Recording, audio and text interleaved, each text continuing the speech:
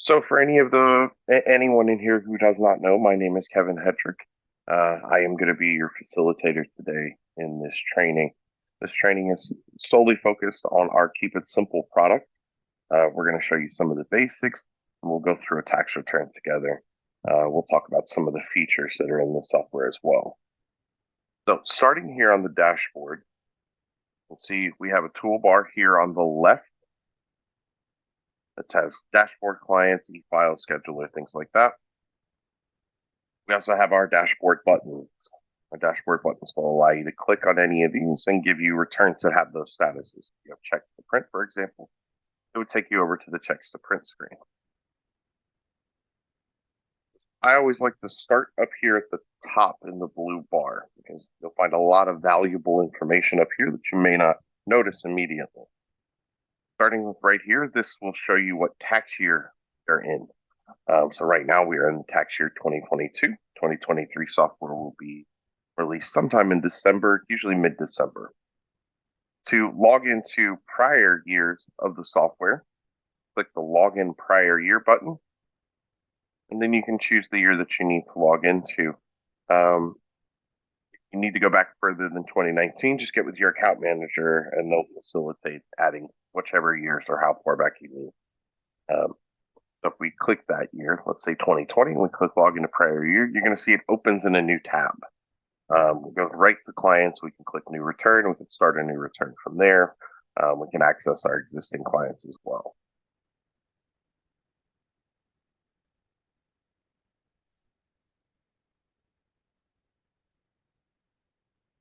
So going back to the current year of the software, text messages here. So as customers reply to text messages that you have sent them from within the software, you'll get a notification here at the top that will indicate that you have new text messages, and then it will give you a list here showing you what text messages have come in from your client. The Start 2023 TY enrollment. So bank enrollment should be opening very soon. We're finalizing our master enrollment. Once that's done, we'll send out an email to everybody letting you guys know that you're ready to go ahead and do the enrollment. And doing the enrollment really is as simple as logging into the software and clicking that button. Then you'll be able to launch through. Mine, I've already completed. I'm ready to move. I just need to wait until I can actually transmit it through. This live chat button will open a nice little tab here where you can actually communicate with our live chat team. For anything support related, this is the fastest way to reach support because it's right here in the software. You don't even have to leave software. You don't have to pick up the phone. You don't have to wait on hold. It's right here. You can start chatting with us directly. We have a remote support button.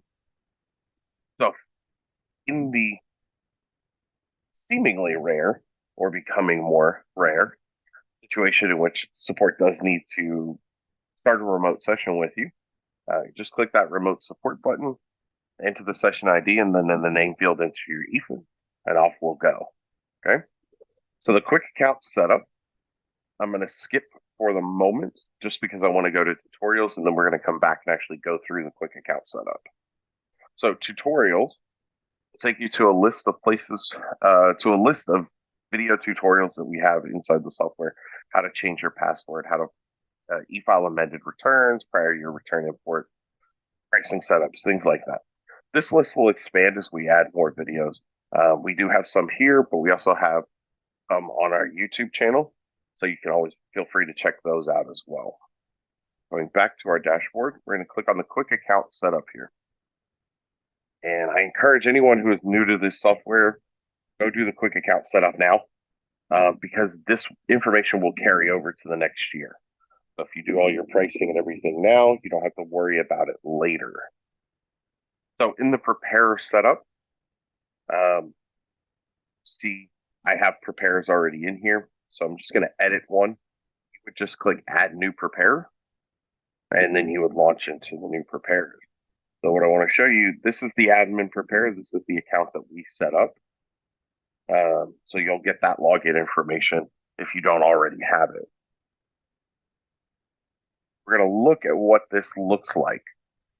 It starts with you having to create a username. Now, this username must be unique, and it must be unique to the software. Everybody has the same login database, if you will. So we're going to want to make sure that we have a unique username. Now, if you click save down here at the bottom and you get a message saying that this isn't unique, try adding numbers. That seems to be the most effective way to do it. And you'll create a password, going to fill in the information that they need. Everything with the stars are required field. As we scroll down here to the bottom, this is the section I want to focus on. And that is the user options and the user privileges. The user options, and if you check the box, then they have access to it. So if you don't want your preparers to be able to delete tax returns, then uncheck that box. If you want them to be able to do it, then check that box. These two are the most important, I say, because it does cause some confusion. If you want your preparers to be able to print tax forms, check the box and leave disable view print unchecked. If you want them to not be able to print or email any tax return information, then check that box and leave the box above it, print tax forms, and the email tax return unchecked. That will prevent them from being able to have access to email or print tax return. Okay. On the user privilege side, you can give them admin access, which gives them access to everything that you have access to as an administrator. But also uncheck that box and decide which things you want them to have access to. Generally, this is the setup for most preparers. Again, it's up to your preference of what you want, but that's what I generally recommend. Client gives them access to clients. E-file gives them access to e-file returns. So if you don't want them to e-file returns, just uncheck that box. Scheduler, that's where they would set appointments. Letters, meaning they can send out client intake letters, post-session letters, pre-session letters, those kinds of things. Forms, that gives them access to any blank forms. And then tools, you want to give them tools because that'll give them access to the estimator that I'll show you guys in a little bit. So then you do save and continue, and it's going to take you to the security questions. You can skip these if you like, or you can select the security questions and answers. And then you have the two-factor authentication. You can enable it for Google, for example, or you can set it to where they can actually activate it. So if you click activate login security, I always recommend doing this one, which is I will allow this user to set up SMS email security for this account. This allows them to set their phone number and email so that they can use it for the two-factor authentication. Just to explain in case anybody doesn't know, two-factor authentication essentially means you're going to log in with your password. That's factor one. And the second factor is going to be a code that is either sent to you via text or via email, or out of an authenticator app like the Google Authenticator app. Those are the two options. They will see an option to create a security PIN. My personal advice is when they see that message about the security PIN, tell them to skip completely. One of the issues with the security PIN is if people forget, we got to go to the engineers so they can pull the PIN out of the database because it is not readily accessible and it cannot be reset. We have to go and get the actual PIN and then we can turn it off. Can't turn it off without the PIN. Okay. So then you click complete on this and that's it. Your preparer set up, they can log in now. In the firm setup page, most of this will already be filled out for you. We do this during the account setup, but come in, check it, make sure that everything is correct, make sure the addresses are correct, email addresses, phone numbers. And then this section here, we don't have your EIN. So when we set up your account, we always check this box that marks you self-employed. If you have an EIN, go ahead and use that. And then you're just going to click Save Changes, and then it'll take you to pricing. The pricing, there are three different options on federal. You can do a flat rate per return. So if I wanted to charge $350 per return, I'd set it just like that. Fixed flat rate, set the amount. And then you can set price per form. And you'll see up here at the top, we have main forms, schedules, others, worksheets, show all. And then we have the forms listed by number. It does go with the 1040s first. Those are the main forms. Then as you go to the schedules, you'll see the schedules are in order here. So if I wanted to, for example, charge $225 for 1040, and I want to add another $125 for a Schedule C, then I can do that just like that. Or you can set the price manually after every return. Means when we get into completing the client payment, it'll ask you, what do you want to charge in a tax prep fee? Enter that amount, you hit continue. States have one additional one. They have fixed rate. They do have the price per form for each state, or you can set a price for each individual state as a whole. So if I want to charge 75 for Alabama, but maybe I'm in Georgia, so maybe I want to charge less, then you can set it by state. And then you have the option to set price manually after every state return as well. Then here on the prepare discount, you can add predefined discounts. You see, I added one here for $100 discount for active duty military members. This allows you, when you modify the invoice, to just select that discount versus having to type it out every time. Same thing with the additional charges. I want to charge for a prior year return in the current year, for example, especially if they're getting a bank product. I might want to just have this prior year charge in here. Okay. Then we're going to continue to account settings. All of the things here in the configuration are based on prepare. So you can determine what each preparer has. So for example, if you've got new preparers and you want to default them to interview mode, you can do that. You can leave everyone at direct input. It's up to you. These are all, again, just personal preferences on what it is that you want. Only thing I will acknowledge is the client portal logo settings. And this is something we added last year, I believe. You can actually upload your logo. You just hit choose file and then you select the logo that you want and you hit upload logo. And this logo will replace where it says My Tax Office in the top left-hand corner of the client portal. So that is one of the things we have expanded on this year. On the firm level, again, these are all optional invoices. You can add your logo to the letterhead. The invoice information, this used to be required. It is no longer required. So thankfully, we've gotten that handled. Email configuration, again, you can modify, customize any of these things.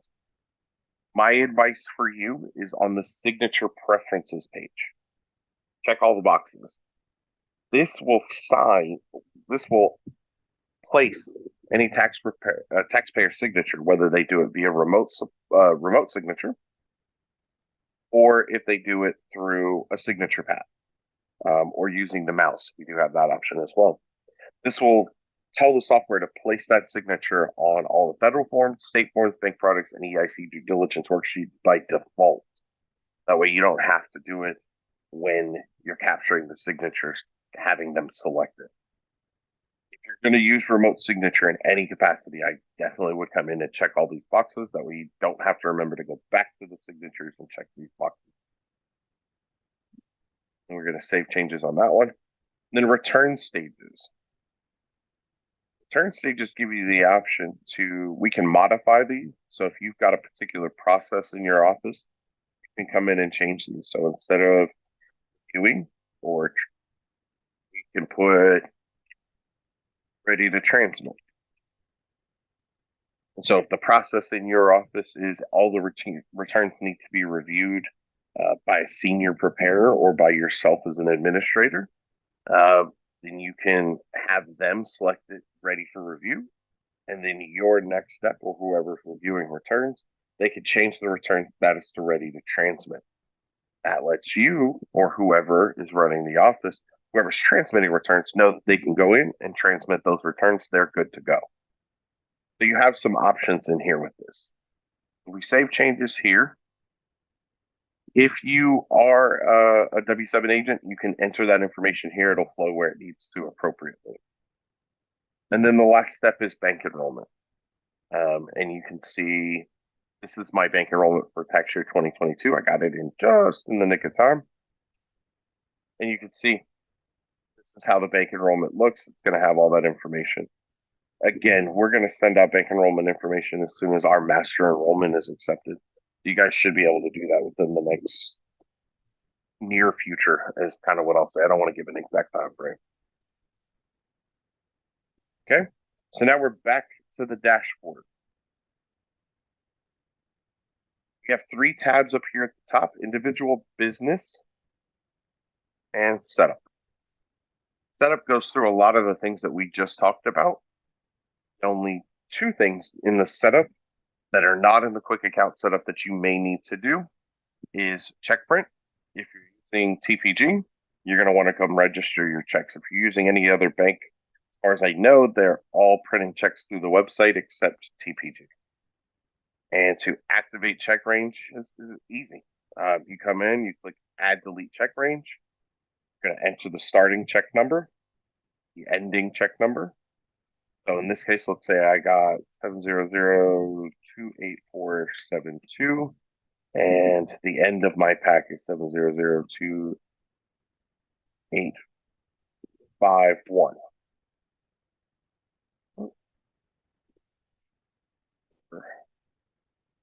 So that's how many checks I have currently. So then I just do add new check range, and it's there, and those checks will be available for me to print on when I have authorized checks to actually print. And you can see here's the results of all of those checks. Okay. The second thing is in the signed pad. If you're using a signature pad, whether it be, you have three options. You can use a mouse or stylus. You can use two models. There are two models that are supported for Topaz signature pads. And then there are Scriptel signature pads, and I think we support 4 of those. Yeah, those here. Supported devices for Scriptel. So if you're going to use those, you want to come in and set your firm signature, which is going to be the ERO signature, and you're going to want to set the preparer signature. So for example, in this case, I have the signatures already saved here, but if I wanted to save it or preview it, I could preview it on a letter, for example, and you'll see there's the prepare firm signature. And then prepare, you just change it, select a different prepare, click start, and then they sign in the box, save the signature. Pretty straightforward. If you run into any issues getting them installed, there is a particular driver that you do need to use for Topaz, and that can be found by clicking help. And then there's a little link here that says download SigWeb. Just going to download, run that, plug the signature pad in, and off you go. It's a pretty smooth installation, but if you run into any problems, just call support. We'll help you through it. Going back to the individual, on this screen, you have a message board that kind of rolls through some updates throughout the industry. We have a daily return summary that shows you kind of where you're at. Same thing with the e-file summary. We can see where we're at there. In these lists here, the federal rejected list, for example, we can click the blue link here, and it will take us to the list of rejected returns. And then we can view it. If we hit that view button, it's going to take us right to the rejection and tell us, okay, so this EFIN in the return header is not active. And then we can go to continue return, and you can make your modifications from there going forward. I mean, simplified that process quite a bit. So hopefully that will help you guys going forward. On the left here, we got clients. This will give you a list of your clients. There are a bunch of different buttons here at the top, but really the only one I want to focus on is Manage Return. Manage Returns gives you a list of all your clients. You can search by a variety of ways. You also can modify the prepare preferences for what is shown here in terms of the columns. So if we wanted to, for example, add whether it was paper e-file, or we want to add the refund, or we want to know the last edited date and time, we can add those columns here. And you see these are e-file, these were last edited recently, and we can see the federal refund. You can add bank status, you can add return status, like all of these things can be modified and adjusted. to include whatever you want to include in this list. And this is by prepare, it is not by office. If you modify this, it's only going to modify it for you for your login, not for all preparers. Okay. So to view an existing return, you're just going to double click it. And this takes you to our client manager. Client manager has a bunch of different options for returns that have not been filed yet. I don't want to do this return. Let's do this one. You have edit, which allows you to go and actually edit the return, view print. That's where you're going to print from. Loads forms, pops the box. We'll talk about printing when we get through our kind of dummy return here. Input. Now, it is important to note that after you have transmitted a return and the return has been accepted, the edit button will gray out. You will not be able to actually edit the return again.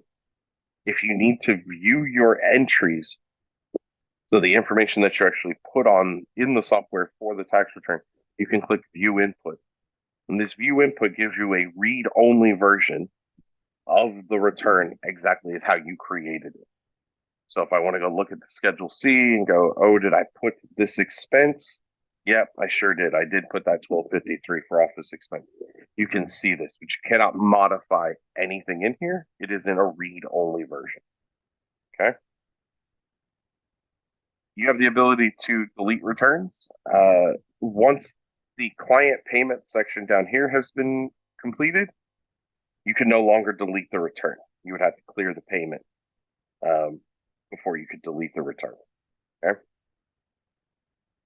Password protect, you can drop a password on a particular return if you don't want someone accessing it other than yourself. You can use the appointment settings to create appointments. Letters, same thing. You can print, mail any of these letters, scheduling letters, paper filing. The paper filing letter is kind of nice. That's probably the only ones I really use. Notes. Notes are great. For example, this return was rejected. Let's say it was rejected. Let's just put dependent rejected. And then already put. We could turn on the notes reminder. Okay. And when we add the note here, we'll see the note is here. We can view it. Let's see what the note actually says. And what's great is when we come back to clients, when we open this, that's the first thing that pops up, letting you, hey, there's a note. The dependent is rejected. This is a phenomenal tool for those people who have not paid or didn't pay you the year before. You can come in and add that note. And you know, and then as soon as they come in or they call, it's going to pop up as soon as anybody looks up the return and actually goes into the client manager. But it does make life a whole lot easier on that front, right? Signature. This is where you can capture taxpayer signatures using the mouse or the signature pad. When they sign via remote signature, that will show in this box. We're going to talk about those two things in just a moment. When we get through the return, we're going to go through these a little more in depth. My tax office. But my tax office has three functions. My tax office has the mobile app function, which allows customers to create an account, send that information to your office using your Prep ID code. It also has a remote signature function. If they didn't use the app, and then you can send them a remote signature request. Or it also has the client portal option that you can send them and give them access to the client portal. We're going to talk about all three of those things a little bit later. DM Docs, this is where you can upload copies of their documentation. You can either upload them as a PDF if you scan them, or if they were sent to you in, an image file or whatever, it'll convert to a PDF anyway. Or you have the ability to scan documents, and you can use really any web camera to scan documents. There is a particular scanner that we recommend. It's from a company called IPEVO, and you can get any of the document scanners there will work perfectly with these. There's one that's about 99 bucks that works pretty good. And then text. And this is where you can actually send text messages to taxpayers individually. Currently, we do not have a multi user text message system. There's some legal issues that our development team is working on, trying to figure out how we can legally do that without getting into any kind of trouble. Okay. So that's sort of an overview of the toolbar here. Going further down into this section, you're going to get some overview of the actual tax return information, personal information, contact info, income summary. And then there's this nice little, I guess that's orange yellow button. It's called practice return. The practice return actually came from you guys as preparers. One of the things that we want to be able to do as a preparer is test scenarios without really affecting the return a whole lot. For example, if we needed to test whether we could add this expense or that expense, for example, and how that would affect the refund without actually modifying the original return, we can come in here, we can click practice return, click create a practice return. And what this is going to do is it's going to give you a clone version of the original return. You have the active live return, and then this is a practice return. So if we go into this now, let's say we go look at this, and we say, okay, if we took the advertising expense, let's say it was only $100 versus $500. How does that affect the refund? So if we hit save, see the refund actually went down, right? But if we close this out now, we have this practice return. Close this out. The original return is still in place. And we have a practice return here. So let's say we want to create another practice return. We want to test a different scenario. We can create more, as many as we want. So if I want to come in here and I want to go, you know what, they're not single. Maybe they should file head of household. How does that change everything? So now if we go back into it, no, we're not going to be able to file head of household necessarily because we need a dependent, but we don't have to add the dependent to get the refund amount. So even just changing that, now if we go add a dependent real quick. Well,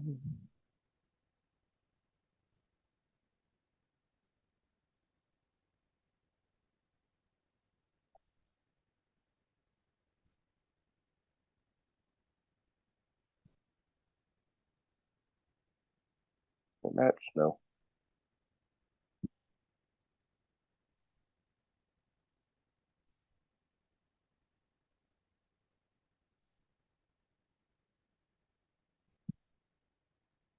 Now we can see what a big difference having a singular dependent would be for this person, right? Or them being able to file head of household.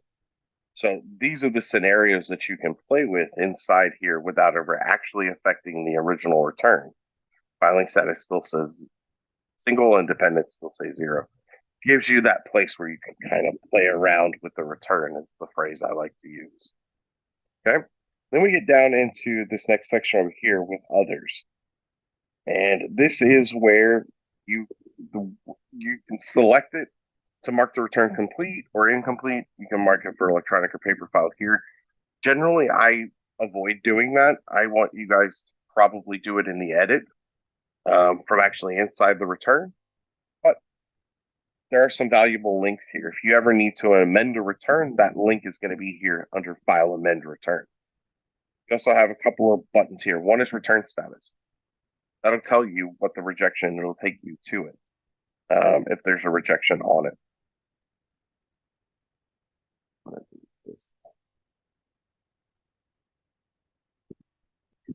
The other is File Prior to your return.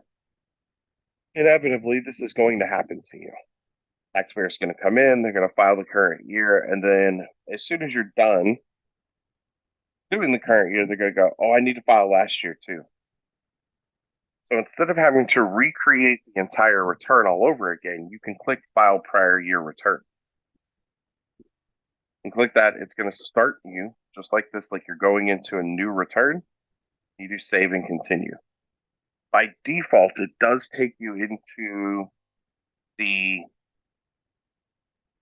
interview mode, which is what this is. Chance for you guys to kind of see the interview mode, you can save and confirm and go through. But if you go back and you click log into prior year, see that return is here, and now you can edit. And it'll give you the option then to go direct input or interview mode. And now we're in direct input, and we can go. And everything from from the current year has been pushed back. All their contact information, filing statuses, they had dependents, all of that information has been pushed back. The only thing you'll have to answer on this is whether or not they had health insurance through the marketplace. Makes life a whole lot easier, certainly, when you have to file a prior year return that way. Now we're going to move down a little bit further. We're going to get into the federal state extension details. This will give you return statuses. So you can see what the refund amount is, and you can see that the e-file has been rejected. You need to add a state. We can click file another state and go. It'll take us into the return and we can start adding states. Do it. You also have the Where's My Refund. What this does, it'll open Where's My Refund. Unfortunately, we can't pre-fill it, but it is a pretty fast way to get to Where's My Refund. That having to search or go to a bookmark, you can just click Where's My Refund in here. The payment and e-file details, we're going to cover that when we actually finish out our return. And then down here is the return history. This return history will track everything from the moment the return was created until the moment the return was filed. Someone deleted a note. If the return was looked up, you can see that. You can see that things were changed, right? There is a history all the way through this that will show you everything that happened, the IP address on which where it happened, the date and time. That becomes a valuable tool on the support end in particular if we just need to find out what happened inside a return that caused a particular rejection, for example. I will tell you, we don't have a lot of error messages, and I think anybody who's used the software can kind of attest to that. A lot of it is just use, learning the process. And once you learn the process, I think you're going to be just fine. My advice to everybody, especially anybody who is new in here, is start doing returns now. If you've already switched, if you've made that change, start preparing returns now using the software. It will make life easier when you get to January or December, even once the new software is released. You're going to have a head up. You're going to have a leg up, rather. You're going to be ahead of the game because you've already started preparing returns. And you can reach out to support where we have more time to spend with you going through something versus when that window is a lot tighter. We're not in a position to spend that extra, time. I hate to kind of use it this way, but training people. Training someone over the phone in January is really, really difficult. You guys are under pressure. We're under pressure. So we try to get all our training done before the new software is released and then fill in the gaps between what you guys have and what you don't have, throughout the rest of December. Once January comes, it's go time. And I think everybody in here knows that. So I think we're pretty good on that front, right? So what we're going to do, I'm going to open this up for any questions on anything we've covered so far, and then we're going to start a new return. Does anybody have any questions? You can use the meeting chat, or you can unmute yourself and just fire away. Anything to do with setup, things like that.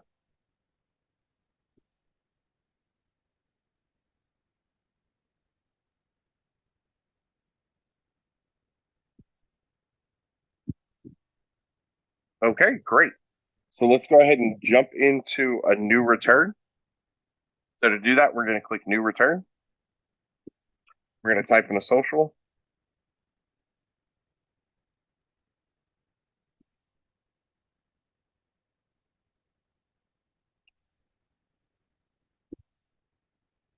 If the taxpayer is applying for an ITIN, just check that apply W-7 box. In the bottom section here, generally I tell you guys don't amend this unless you absolutely have to be. Oh, someone did ask about conversions. Yes, there is a conversion. We can convert anything that's on the client data sheet uh, from the old software. We won't be able to convert any depreciation or actual form information, but all your client, your taxpayer information, we can convert all that as and your EIN database. And once October 15th is cleared, generally that's when we'll start doing conversions. It's the first week of November. We'll make sure you get through the year completely before we run any conversions. Okay. So stepping back, we've entered the social here. In the select return type, unless you know what you're doing with these two forms, I wouldn't select them. This 1040 SS does cause some confusion because it says U.S. self-employment tax return. 1040 SS only applies to bona fide residents of Puerto Rico. So for the most part, you're going to stick with 1040 or 1040X if you're filing a specific amendment. We're going to say 1040. We're going to hit save and continue. This is the direct input mode. This is the mode I typically will trade on, primarily because the interview mode is very, very easy. I showed you guys the interview mode earlier. It's very user friendly for people who are new to taxes in particular. Anybody who's been doing taxes for any length of time, I think the direct input mode is the best way to go. So we're going to go ahead and just fill this out real quick.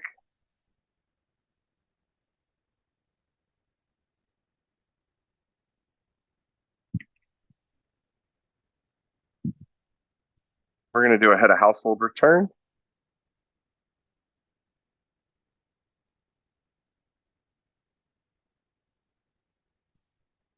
There is a zip code database.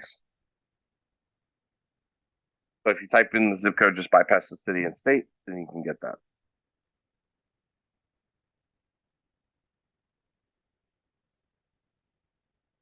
On the daytime phone number or other contact number, if you select home or work, you will not get the opt-in for text messaging. Text messaging will only you'll get the opt-in request for text messaging only if it's selected as cell.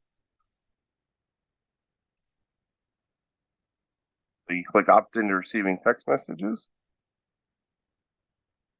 Resident state says Texas. Great. Okay, so we're going to hit save on this now.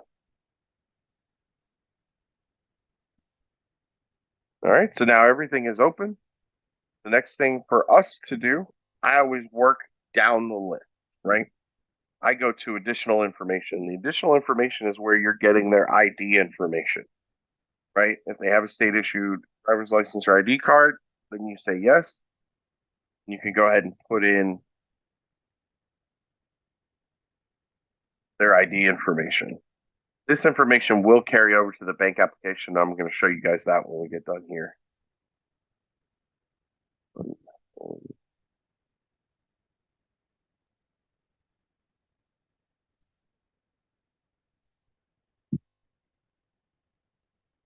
Then we get into the identity verification, right? And this is something the IRS is getting particularly strong about, is making sure that tax preparers are verifying the identity of the person that is in front of them. Driver's license ID is a great way to do it, especially if you're doing it in person. If you're doing it remotely, they want more checks, if you will.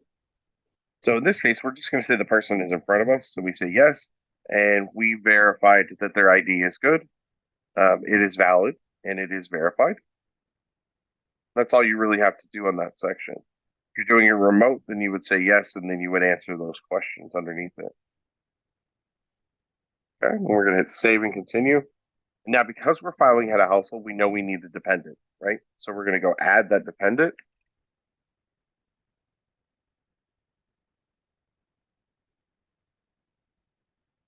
Select that relationship status, date of birth, and then that dependent social.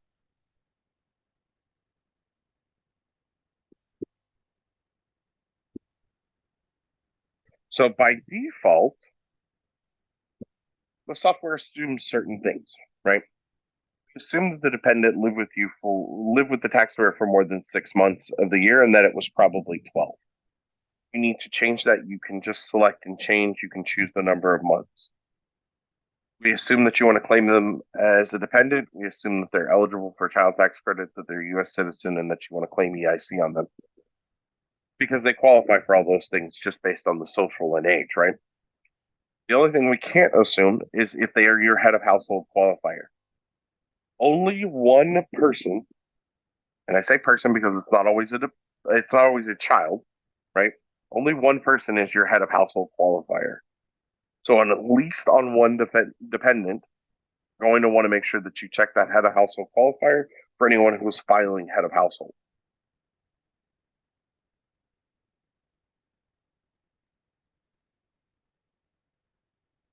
So now we've got the personal information done. We've got the additional information. We've got the dependent information. So now we need to go add income, right? Most common form for income is a W-2. So in that form search, I can type W-2. It'll give me a list of all the W-2 forms. It's going to do a basic W-2. Click add new.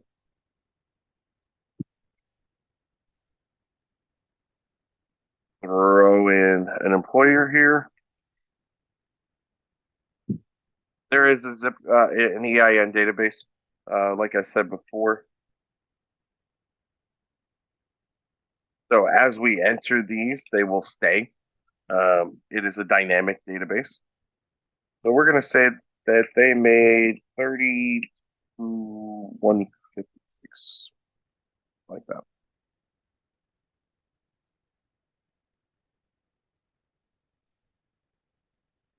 So now we have income, right?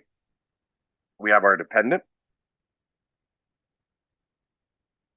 But this person only made 32,000. They wanted to make a little bit more. So they got themselves a side business as an Uber driver. So we need to add that in. So we know that that's going to go to a Schedule C. So if we start typing in form search schedule, we're going to get Schedule C. We can click add new.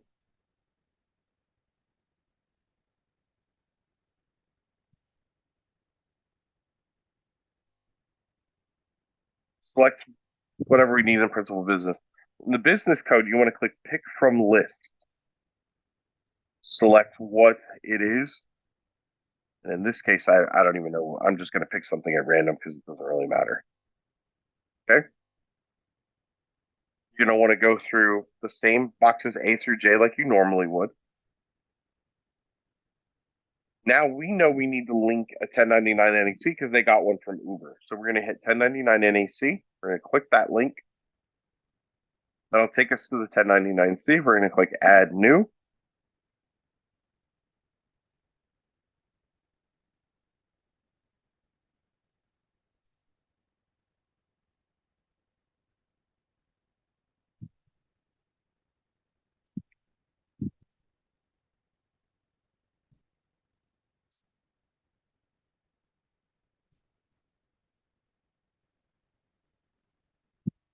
There we go. Fill in this information. Right. Then we're going to get to the non-employee compensation. We're going to say they made $100. No federal tax withheld. And the important piece is this section right here where it says reporting section. This is where you're going to tell the software where you want this 1099 NEC reported to. You want to create the schedule first. You always want to create the schedule before you create forms. And the reason for that is if I click pick from list, if I hadn't created the schedule, there would be nothing here. So I would have to go create the schedule and then come back and select it. So we're going to click on Schedule C and then click Use. And click Save. Now we can go to Filed Forms. Filed Forms will show you anything that is attached to the return, right? All of the forms that are attached to the return. So we're going to go back to our Schedule C. We're going to see that 1099 NEC is now showing here, right? So for an Uber driver, primary, right? The primary expense is going to be mileage, and or well, mileage or actual expenses and depreciation. In this case, we're going to look at mileage first. We're going to come down to part 4. We're going to click add new, put the date that the vehicle is placed in service. That is not 1/1 of the current year. That's the date they first started using the car for the business. So if I started in March 9th of 2018, that's what I want to put in. Now for 2022, we had a split year on mileage. So you had one rate for January through June and a different rate July through the end of the year. We're going to get our total number of miles driven.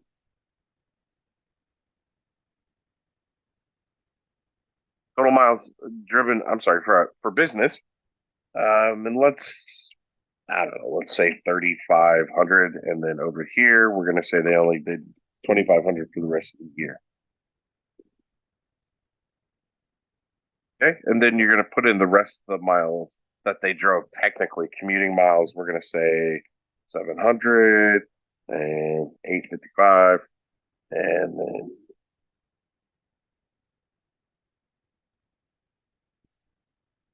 right.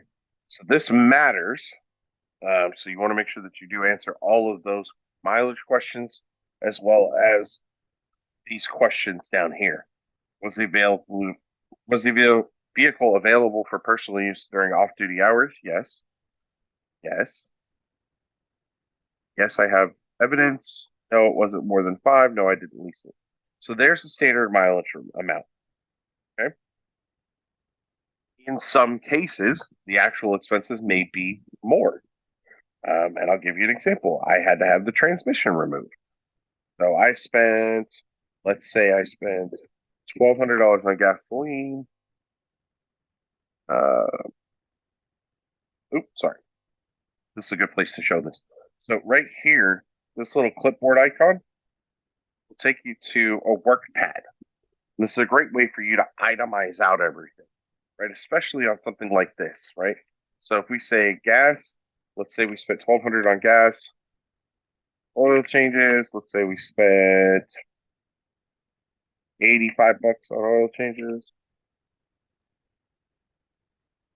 Repairs, we spent 2,900 on repairs, right? So now that we've saved, we can see, right? We know 4185, 36. So if we go actual expenses, you see the actual expenses are 1973. Well, why is that? It's actually really, really simple. Because of the percentage used for business. Your actual expenses, that's why these matter so much. Now, if they used it 100% for business and they never commuted anywhere, or did anything like that, great. Otherwise, this number does need to be correct because it does affect the actual expenses. So, standard mileage rate, if we were to just go with that and hit save, you'd see the standard mileage rate comes right back here, right? No problem. But we're going to select actual expenses because we want to go look at the depreciation, the next thing I want to show. So you see we're at 2287 there. So if we click form 4562 off of line 13, we're going to click add new. We're going to click pick from list again. Make sure that it's set. Schedule C multi-form code 1.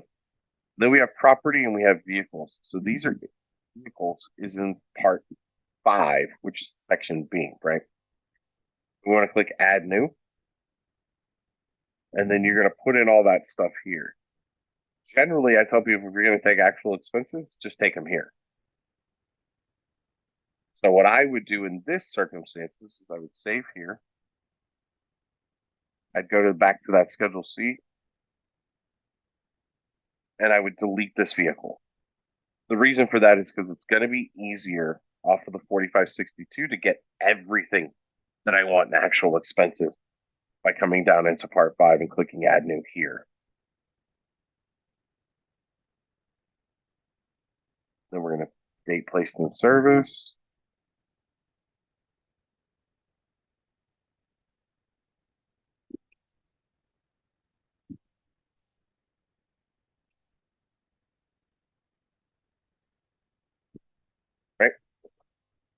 And again, answer those questions. And this is where if you go actual expenses here,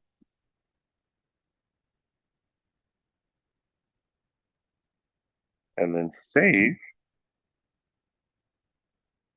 now that's here. You've got that covered. And then when you can go to add new, and we're going to add a vehicle, right? So we want to make sure that all these things line up. Same dates, if at all possible. And then the cost basis of this vehicle. And in this case, I'm going to say that it was 2020, just because. Let's say the vehicle costs 31,650, whatever the case is, right? Now, I don't know the property type, the classification, the method. Not off the top of my head. I'd have to go look at a book and get that information. We made this a lot easier for you. You just want to click the Help Me button, and it will give you a list of different things, right? It'll give you buses, cars, automobiles, computer software. I mean, the list goes on and on and on and on. In this case, we want to select automobiles, taxis. Apply, close.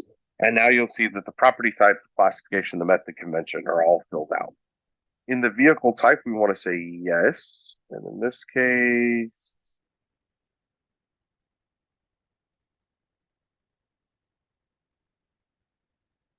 yes, it was acquired after 2017. Now, get into the special allowance. If they claim that special allowance when it was put in place, then they do need to mark that. And the reason for that is because it doesn't matter. That special allowance essentially wipes out all of the depreciation for that vehicle if they take it. In this case, we're going to say no. We bought it in 2020. We're going to hit save because we want to see what it's. So now you see there's the 6,000 in depreciation for this year. Again, it adds it down here, so you could do it that way too, right? We could just come down here and add in our actual expenses now if we wanted to do it that way. I'm not going to worry about it right now. We're going to hit save. So now if we go look at our Schedule C, you see that net profit. There's our expenses. There's our net profit and loss. The Schedule C is pretty easy. So now we've got our Schedule C done. We've got our W-2. We've got our 1099 NEC. Child tax credit is calculated. Like everything looks like it's done. We don't have anything else left to enter. So we're going to hit verify. Let's see what's missing. In verify, we have a couple of things. Starting with, I generally work from the bottom up, just the way I operate. So I'm going to start with this form QBI, which is the qualified business income deduction, which is coming off of that Schedule C. So we're going to click where it says click here to fix. It's going to take us over to the QBI. This is really, really easy, guys. Click add new, click pick from list, select, hit use, hit save. Unless you have specific things that you need to change, that is all you need to do. It'll give them the qualified business income deduction if they qualify for it, and that verify error goes away. Our next thing is going to be the 8867. So we're going to click here to fix. We're going to click add new, and you'll see right at the top, we're claiming EIC, child tax credit, and head of household. So we need to fill out all of those sections. This is the same 8867 you guys have been doing for years. Nothing is really different except for right here. Line 5 is where you would attach an explanation of the record retention requirements, of how you met the record retention requirements. We give you examples of documents you can rely on, right? That show a variety of different things. And then in the attached explanation, you're just going to type in what you did. In this case, I'm just going to say, hey, these are the documents that I kept. This is vital for you because if you get audited, now you have a list of the documents that should be in the file or should be uploaded into DM Docs. If they're not there, then that's a problem, right? So we can hit save here. Then we're going to continue to answer the questions.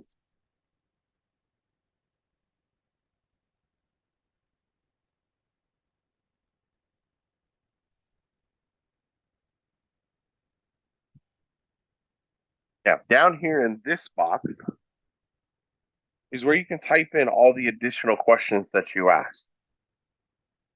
For example, or a statement, anything they tell you, right?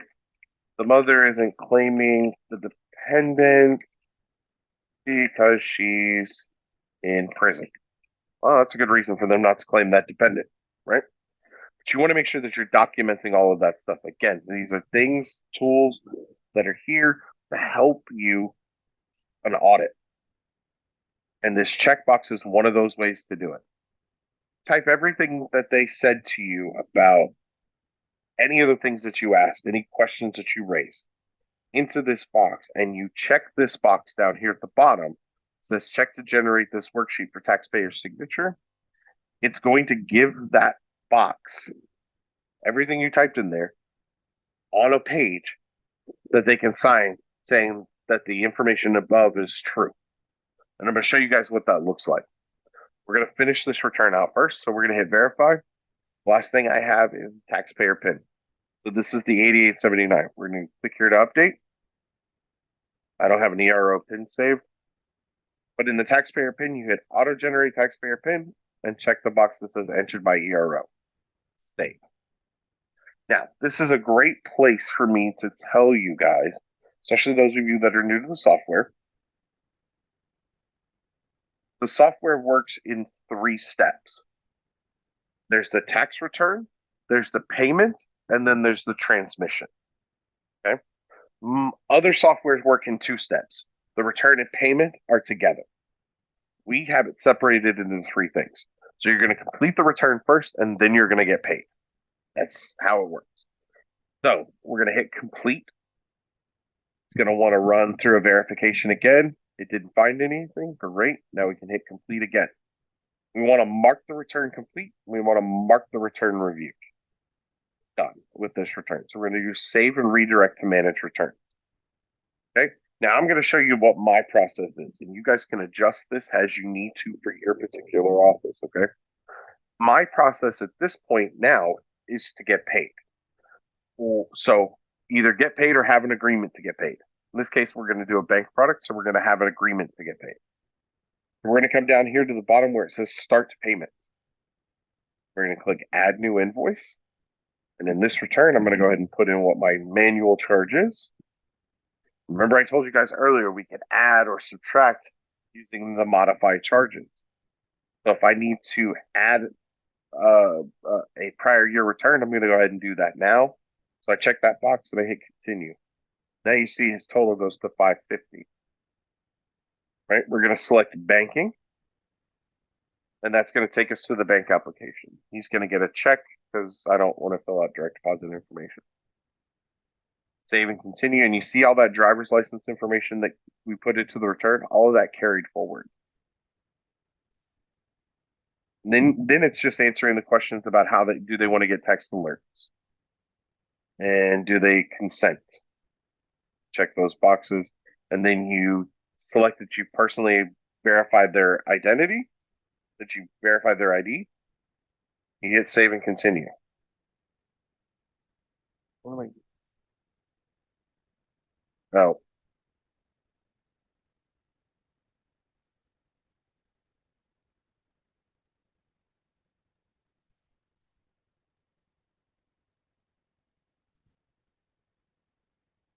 Now you get to the agreements, and this is where you can look at the agreement. This is generally what I do before we move forward. Is I go to the fee disclosure, I open that, and then review it with the client. Right? I will say, hey, here's the fee disclosure. This is what the fees are. This is what you can expect. If they're doing a direct deposit in particular, I go, hey, this is where we do this. But I always like to go through just the fees. Then you can print the whole bank application, and I'll show you. Just save and continue, and then you can print the entire bank application at that point. I generally will go over that page specifically with them because I want to do that before I capture their signature. So my next step now is capturing their signature. So I've got a couple of options. I can go signature and have them sign if they're in office. If they're not in office, we're going to do remote signature. Let's go back. You click My Tax Office, click Remote Signature Only, you hit Continue. And right here, you're going to put in, we're going to do this via email. So we're going to put an email, confirm email, and we're going to hit Send Link via email. And actually, I want to do this email.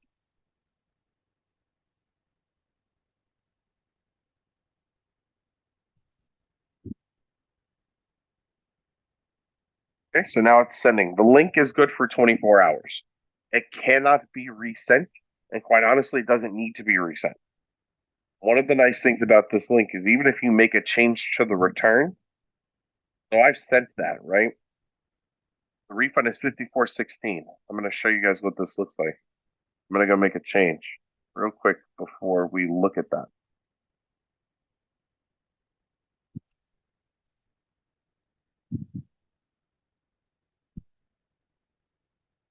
So now it's 5039, right? We're going to close.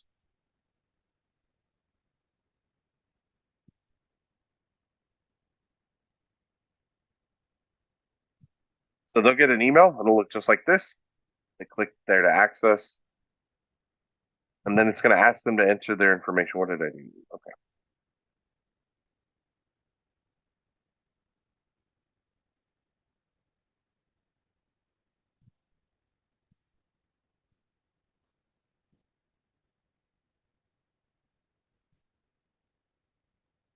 Okay. And then 1/1/1980s.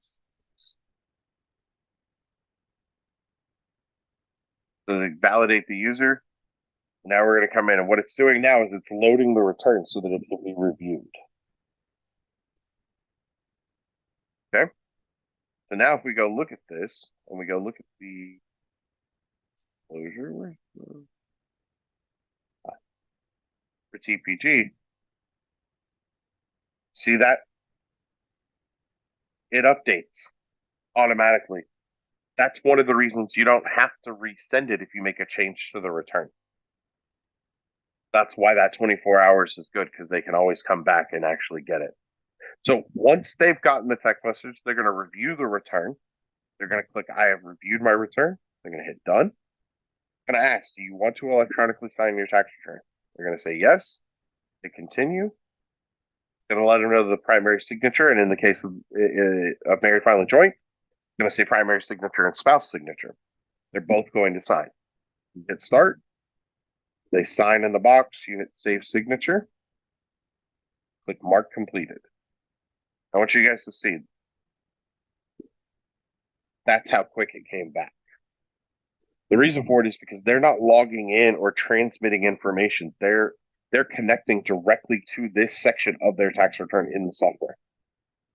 So if they say, "Oh, I completed it," if you come to the signature box and you don't see it, no, they didn't.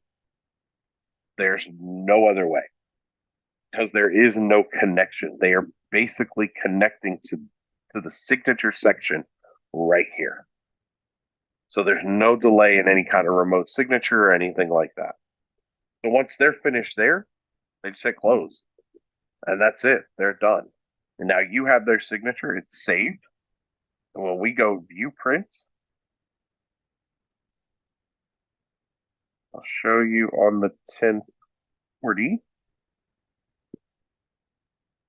You will see their signature is saved, and it's kind of hard to see, but see, you'll see their signature, and then the prepare signature is saved as well. This is great when this is set this way, and the reason for that is because now, if I go to view print, I can take the prepare copy, I can take the whole thing, and I can do export to document manager. Now, if I go over to DM Docs, full signed copy of the return is saved.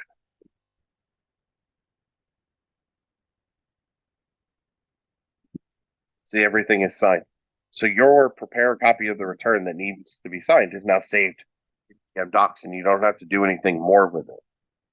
If you want to send or print, very, very easy. From that view print, you select that customer copy, you select what you want to give them, You can select all, you can clear all. Okay. And then you print selected forms. And it's going to open in a PDF window.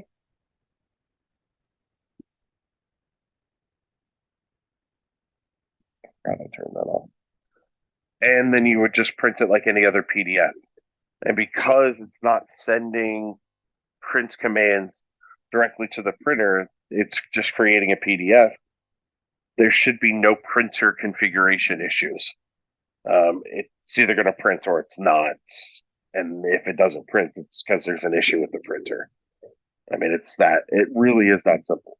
Now, if you want to email a customer a copy, you just click email customer copy. You send it to the email. If you need to change the email, just change the email. And click send email. And that's it. It's sent. No problem, no issue. And when we go look, you'll see here's a copy of it. Now, to comply with IRS law or IRS regulation, anytime you email a customer a copy of anything that has their social on it, it must be encrypted with a password. Okay? The software creates that password for them. And then it gives them the instructions. We cannot send them the password, but we give them the instructions on how the password is created. Okay? The password is created. It's the first 4 letters of the primary taxpayer's first name. If it's less than 4, then just use as many as you can. Followed by the 2-digit month, 2-digit day, and 4-digit year of their date of birth. Followed by the primary taxpayer's last 4 of their SSN. Right? So let's look at this particular taxpayer. So if we're looking at this taxpayer, it's the first 4 letters, right? 2-digit month, digit day, 4-digit year, and then the last 4 of the social. So that is the password. My advice to you is, if you're going to email them the password, make life easy for yourself. Email them, email the tax return, and then follow it up immediately with a text that says,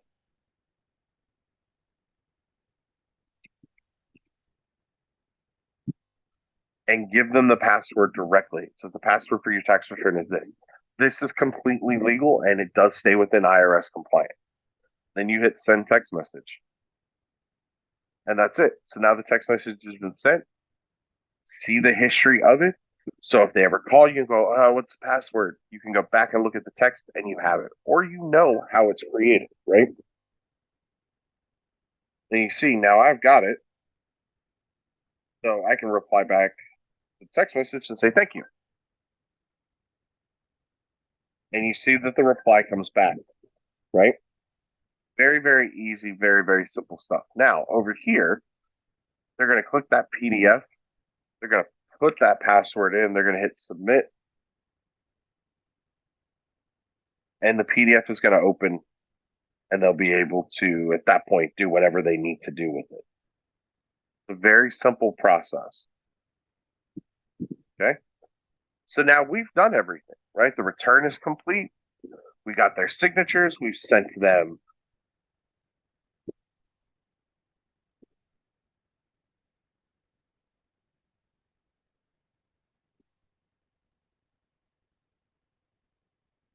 sorry, I'm responding to a message in the chat here.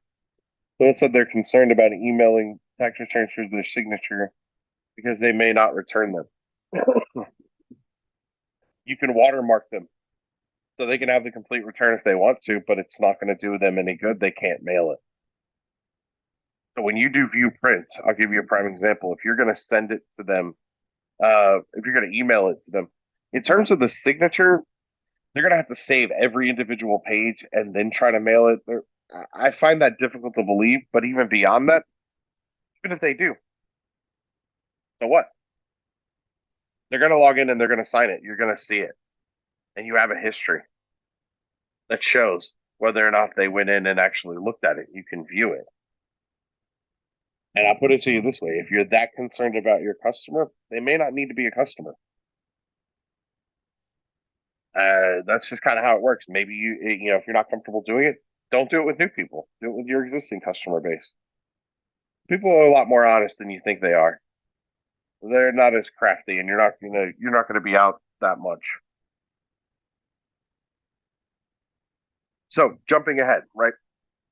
Printed everything. We sent them their copies. We have their signatures. We have our copies saved. We've done the bank application. We've done everything we need to do. All that's left is to transmit. Now we click transmit. Select it and hit transmit now. It's that simple. And now everything is queued. It's going to be sent over. In my case, it's all going to be rejected, but it's fine. Now I'm going to show you something else, and that is the client portal here. Let me go back to this return. You can actually give someone access to the client portal even after they've done a remote signature. Now, once they have access to the client portal, they will stay on the client portal. You will not be able to send them a remote signature link again. They will then use the client portal to sign, okay?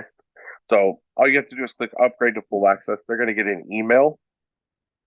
They're going to create their account. The email looks exactly like the remote signature email. They're going to come in, they're going to create an account. I already have an account created. I'm going to show you guys what it looks like once they do it.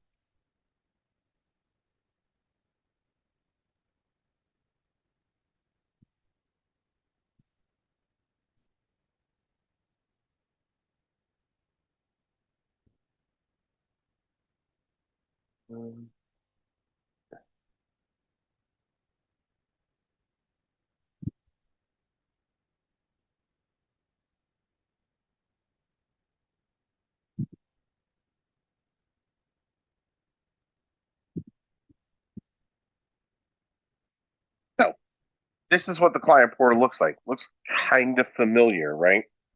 Now, something to keep in mind with the client portal is the client portal will go from the tax year that the account was created forward. It will not go backward. So if I did a 2022 return for this customer and I needed to go back and file 2018, the client portal is not going to have 2018 in it. It will go 22, 23, 24, 25, moving forward into the future. It does not go backward. Okay. Now, inside here, they have the same view print option that we saw before in the remote signature, and they can sign their documents exactly the same way. They also have a document manager. Document manager is a key piece because this allows them to be able to update or upload rather documents. So if I come in and I upload or up, no. So we want to update Bruno's ID. I can upload that document. And then I can save, I can view it, I can print it, I can look at it any way that I want to look at it, right? Signature, same thing. Now the e-signature they can't sign in the client portal until the return has been reviewed by both the preparer and the customer.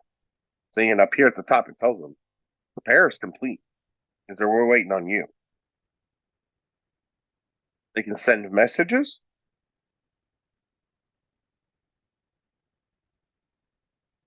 So very similar to an email, right? They send that message and it comes into here. And it will tell you, hey, they sent you a new message. And you go view return. Okay, here it is. They uploaded a doc. I can see that. Then I can see here's the message. I can view the message and then reply to it. So very, very, very good thing to have. What I tell generally, my process for me is I will email them and I will tell them, I'm going to email you a copy of your return. I'm going to send you a text that has the password. If they ask me for it again, for a copy of the return, I won't email it a second time. I will send them the client portal so that then they can have access to it whenever they want. One of the great things that we did add this year in this client portal, yes, is you have the ability to send a password reset link. You also can update the phone number and the account portal. You can also block their account.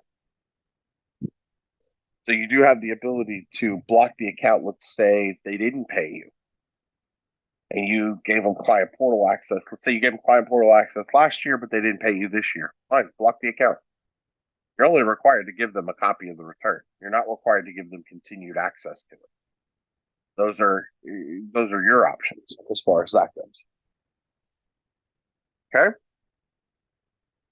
So we kind of covered everything. I know we covered everything quickly, but I wanted to make sure that you guys just got a basis to start working from.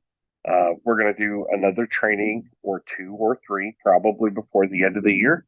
Once we get all of that stuff lined up, right now it's getting through bank enrollment, and then we'll start focusing on the training schedule from there. Does anybody have any questions? Is there anything you want me to show you? Is there anything you need?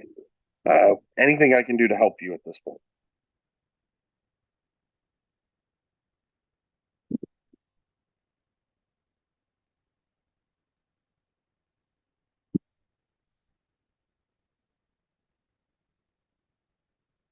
You want to unmute yourself and ask? You absolutely can.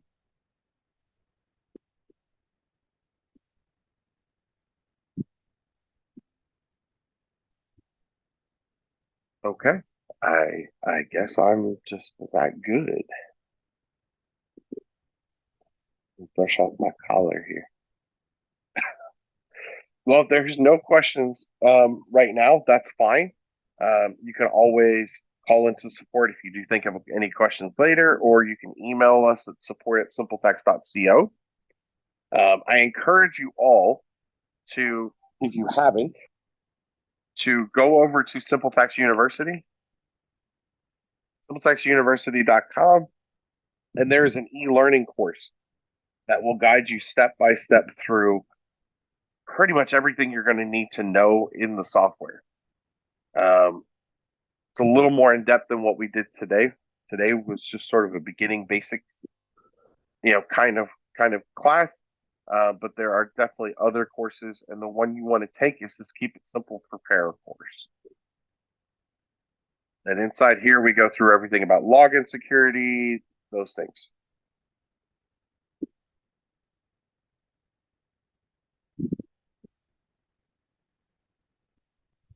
Someone asked, will it be easier to send the My Tax Office portal and have clients send information first?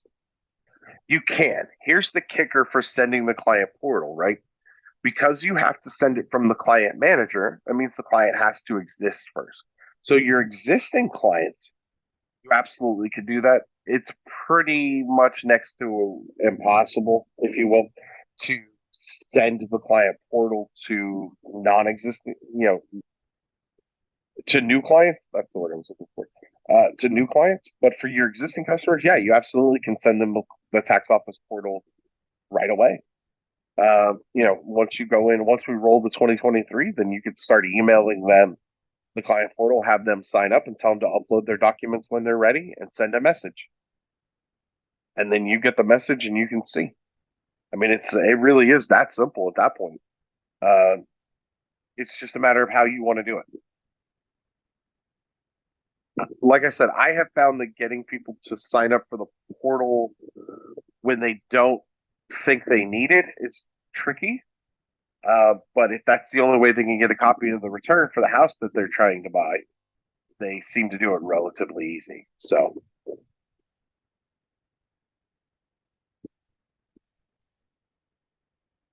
like I said, if you haven't taken the Keep It Simple Prepare course on the e-learning platform, I encourage you to. I think if you do this course and you do 5 tax returns in the software before the next software comes out, you'll be good to go. I legitimately think it's that easy, and that's been the process that I've been using with prepares especially those that are transitioning from the desktop software to the online software for the last 3 years. And it's worked really well. Those that have done those two things seem to struggle less, um, or not struggle at all in some cases, in a lot of cases, with that transition. But it is going to be a learning curve, and you'll figure it out. You'll learn it. And we're always here to help you. That's the key component to it. So if there's no other questions, I'm going to go ahead and let you guys enjoy the rest of your day and your week. And we'll get back together soon when we have the next training. All right. You guys have a great day.